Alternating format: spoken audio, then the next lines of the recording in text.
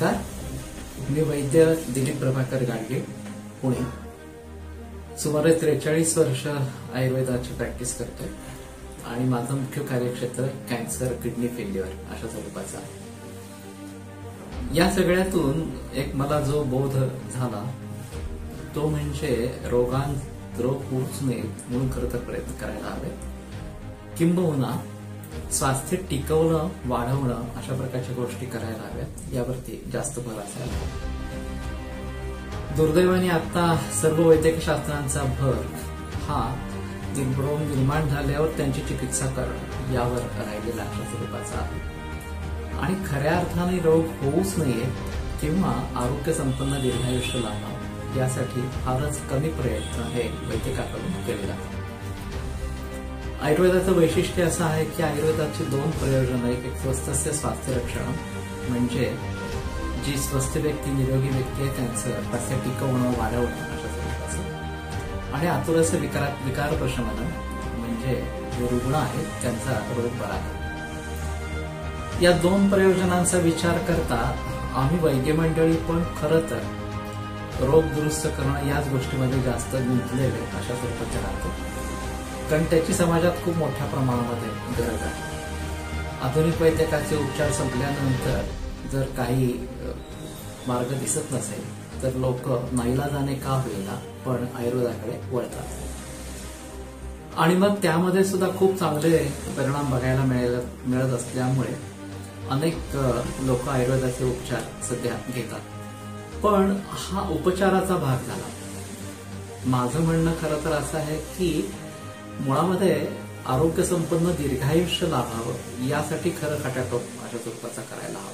या अर्थाने मी गुंतवणूक आरोग्यातली नावाचा एक विषय पूर्वी मांडलेला होता आणि त्याचं पुस्तकही प्रकाशित केलेलं आहे. त्यालाही आता 4-5 वर्ष होऊन गेली आणि हे फक्त मराठीतच आहे, ते हिंदी आणि इंग्रजीमध्ये पण व्हायला हवं अशा स्वरूपाचं आहे. तर मी पूर्वी ऑडिओ रेकॉर्डिंग करत होतो. रोज पहाटे 5-5:30 वाजता एक 5 मिनिटाचं रेकॉर्डिंग करून व्हॉट्सअप ग्रुपमध्ये टाकत होतो. मग बऱ्याच लोकांची अशी सूचना आली की व्हॉट्सअप ग्रुपमधनं तुम्ही फार कमी लोकांपर्यंत पोहोचता, जर संपूर्ण जगभरामध्ये तुम्हाला पोहोचायचं असेल तर युट्यूब चॅनल हा जास्त चांगला मार्ग असणार अशा स्वरूपाचा. त्यामुळे बऱ्याच विचारांती मी हा मार्ग निवडायचा अशा स्वरूपाचं ठरवलं. आठवड्यातून 2 वार मी रेकॉर्डिंग करेन आणि प्रायः शनिवार रविवार ते उपलब्ध होईल अशा प्रकारची वस्तुस्थिती असेल की जेणेकरून माझ्यावरती याचा खूप ताण अशा स्वरूपाचा येणार नाही.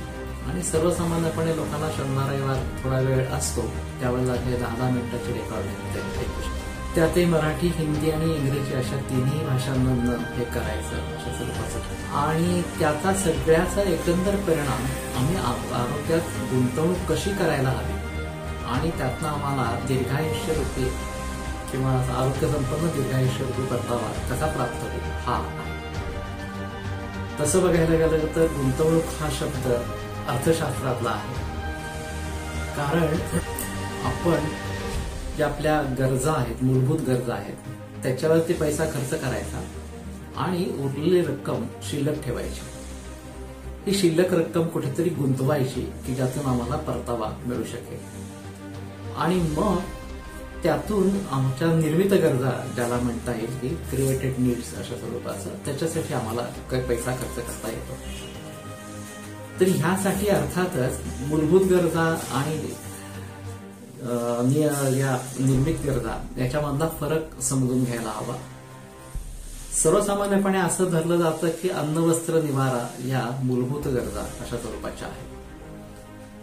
पण अगदी खऱ्या अर्थाने विचार करायचा झाला तर आरोग्य ही त्याही पलीकडची एक मूलभूत गरज अशा स्वरूपाची आहे. कारण आरोग्य चांगलं असेल तर आम्ही धर्माचं आचरण करू शकतो किंवा त्याच्या अधीन राहून अर्थ आणि काम यांचं सेवन करू शकतो. जर मुळातच आरोग्य नसेल तर या गोष्टी करणं अशक्य अशा स्वरूपाचं होतं. आणि म्हणून खरी मूलभूत गरज आरोग्य अशा स्वरूपाची आहे, आणि मग त्याच्यानंतर खालोखाल अन्न, वस्त्र, निवारा या मूलभूत गरजा यामध्ये मोडतात. त्याच्या पलीकडे जाऊन ज्या निर्मित गरजा अशा स्वरूपाचं म्हणून म्हटलं जातं, मग अन्न हवं ते 2 वेळचं पुरेसं अशा स्वरूपाचं आणि सतत चांगलं अन्न मिळालं तर मूलभूत गरज भागली. पण मग ते आम्हाला खूप चांगल्या पद्धतीने वाढलं गेलेलं आहे आणि वातावरण बाकीचं खूप छान असणाऱ्या त्या स्वरूपाचं आहे वगैरे वगैरे. या सगळ्या निर्मित गरजा या स्वरूपात मिळतात. तसंच अंगावर घालायला कपडे योग्य अशा स्वरूपाचे असायला हवेत ही मूलभूत गरज अशा स्वरूपाची झाली. तर 2 प्रकारांनी त्याचा फायदा होत असतो. एक तर आम्हाला समाजामध्ये वावरायचं जेव्हा असतं तेव्हा त्या कपड्यांची गरज अशा स्वरूपाची असते आणि थंडी, वारा, ऊन या सगळ्यापासून संरक्षण मिळण्यासाठी पण कपड्यांची गरज असते. पण मग ते आणखीन उंची कपडे हवे, विशिष्ट कारणांसाठी विशिष्ट ड्रेस हवा वगैरे वगैरे असं सगळं म्हटलं तर तो सगळा निर्मित गरजा या स्वरूपाचा भाग येतो. असंच घराच्या बाबतीमध्ये आहे. निवारा जे आहे तो आम्हाला राहण्यासाठी योग्य अशा स्वरूपाचा निवारा खरं तर पाहिजे. आणि मग तो आपल्याला किती हवा, आपण किती माणसं घरामध्ये आहोत, त्यांना किती जागा लागणार आहे, कुठं हवी आहे वगैरे वगैरे या सगळ्या गोष्टी त्याच्यामध्ये महत्वाच्या ठरतात. ही मूलभूत गरज झाली. पण मग मला 3 खोल्यांच्या पेक्षा 5 खोल्यांचं घर असलं तर जास्त चांगलं, चांगल्या लोकॅलिटीमध्ये असलं तर जास्त चांगलं असणार अशा स्वरूपाचं. मला तिथून सुविधा जवळ पाहिजेत, शाळा किंवा कॉलेजेस किंवा ऑफिस वगैरे वगैरे अशा स्वरूपाचं. तर ह्या सगळ्या गोष्टी जर विचारात घेतल्या तर ह्या सगळ्या निर्मित गरजा या सदरामध्ये मोडतात.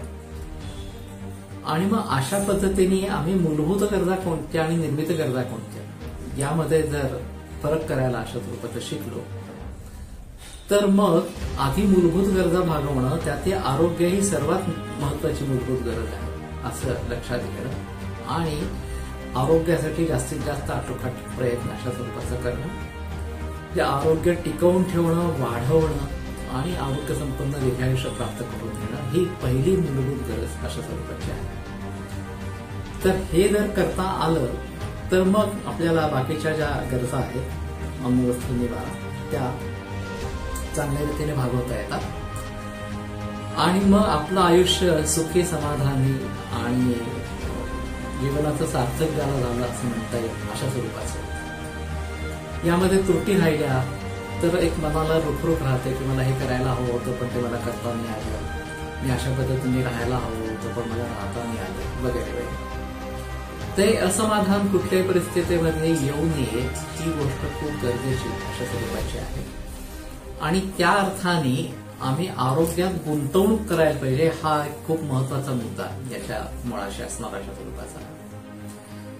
तर गुंतवणूक करायची म्हणजे जसं आम्ही शिल्लक रक्कम बाजूला टाकायला हवी तसं नको त्या ठिकाणी आरोग्य खर्चायला नको. जेवढ्या मूलभूत गरजा आहेत तेवढ्यासाठीच काय आरोग्य समजा वापरायचं असेल तर ते वापरायचं. त्याच्या व्यतिरिक्त खर्च पडणारं जे आरोग्य आहे हे आम्ही थांबवायला पाहिजे.